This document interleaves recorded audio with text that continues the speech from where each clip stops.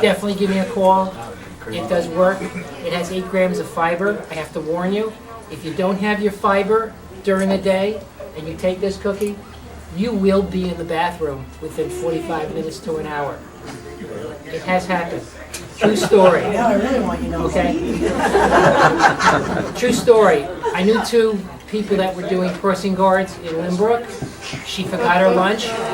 I gave her a cookie. The next day she told me she was in the bathroom after she took it about 10 minutes, 15 minutes later. It works. You have to have fiber in your diet, guys. We have a health and wellness company also. We have information for you. Fiber is one of the biggies that you need. Okay? Send us an email if you have any questions.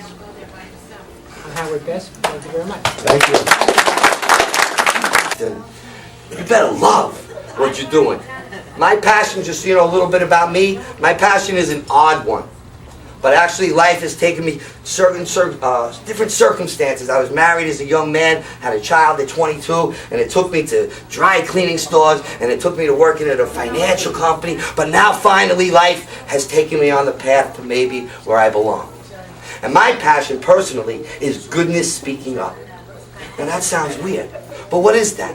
We live in a world, how many times, how many years do we gotta hear that you can't open up the paper? You can't listen to the radio. You can't watch the news because it's all negative, negative, negative. And that always annoyed the crap out of me. And the reason that I believe so much in goodness speaking up is I believe in the goodness of people. I believe in the goodness of 90-something% of people, like the people in this room. So while I used to listen to the radio reports about this mugging here and this here, I used to think to myself, look at all these people in traffic, they're busting their ass going to work.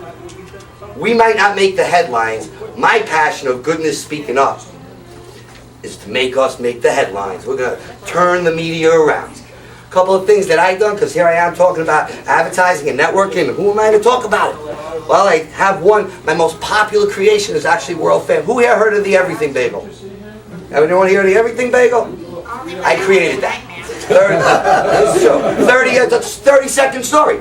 I was about 16 to 17 years old. Worked in a bagel store in Queens, New York. One of my jobs was sweeping out the oven. Those were my favorite seeds because you imagine they were left there over the course of the day. They were the burnt ones. One day, instead of sweeping them up and throwing them out, gave them to my boss and said, hey Charlie, why don't we make some bagels with these? We'll call it the Everything Bagel. And before you know it, the Everything Bagel was everywhere. But it's funny because that actually plays along with advertising. Advertising. First thought of advertising with me is, I think of advertising and I don't like the word. Because when I think of advertising, I think of people just placing an ad. And when you just place an ad, it doesn't work. You need to do more. You need to take an offensive approach to advertising. And sticking with the Everything Bagel, this is what happened.